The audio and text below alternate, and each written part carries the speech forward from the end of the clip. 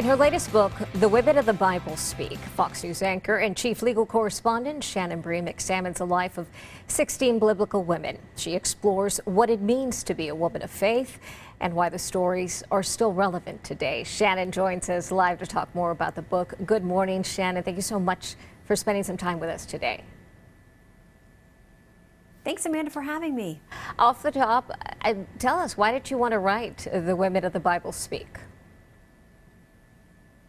I think these stories are so fascinating in their own right. You don't have to add a thing to them. They are page turners straight from the Bible, but they're very relatable to today. I mean, these women suffered with things and struggled with things that I think women today, many of them face as well. Family squabbles, chronic illness, financial issues, widowhood, infertility. I mean, those are all very 2021 problems. And I found watching them through their struggles, some of them had to wait, had to be patient, but many of them were faithful in prayer and relying on their faith and relying on God to help them through very difficult circumstances. So I found it to be very encouraging writing this in the midst of the pandemic in a year that was so divisive and so hard and painful for so many people. I found a lot of hope in it, and I certainly hope that message will resonate with people. 16 women, you put them in pairs. Some of the women that are profiled here in this book, if I can call it profiling, but really, you tell their stories. Queen Esther, Deborah, Hannah, Miriam, Mary Magdalene. Some of these names are familiar to some of our viewers. Some maybe not. What can you tell us about them? Did you have one that perhaps was your most inspiring? I really think Deborah from the Old Testament is exceptional in her leadership qualities and as a role model. I mean, she was leading the entire nation of Israel. She was revered as a judge who was giving them pronouncements on all their disputes and theological questions, but she actually led them into a very important battle. So she joined as a war fighter and a military leader, essentially, with her generals as well.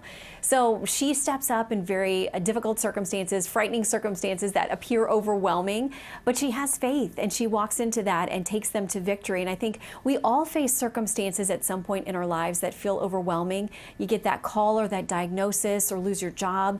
We all go through really difficult things, but I found with these women great inspiration that they didn't always feel powerful and strong in their own right, but they went to God, they relied on their faith and on other people and their communities and their families and found a way forward. And I think that's a great lesson that all of us could use these days. Was this exactly why you wanted to share their stories, so we could better navigate not only our own faith journeys, but also to be able to get past what may be dark moments, especially in the last 12 months?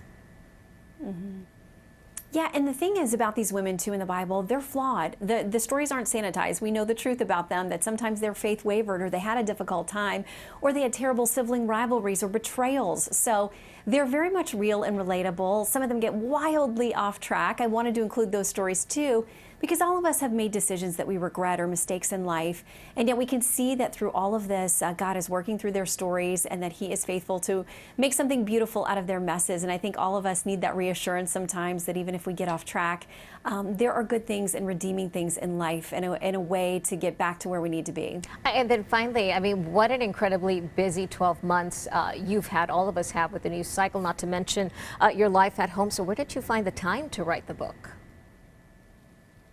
You know how it is when you're multitasking. We've all had to get creative in the last year about how we handle work and family and home and all of those things. So wherever I could find time, and I had great people that I could pick up the phone and call or send emails to say, I'm not a Bible scholar. What does this word mean in Greek or Hebrew? So there were people who came along and helped me as well.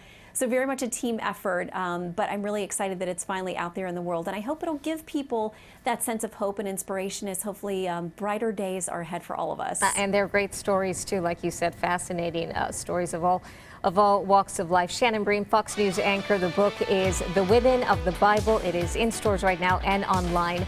Thank you so much for being with us. God bless. Thanks, Amanda.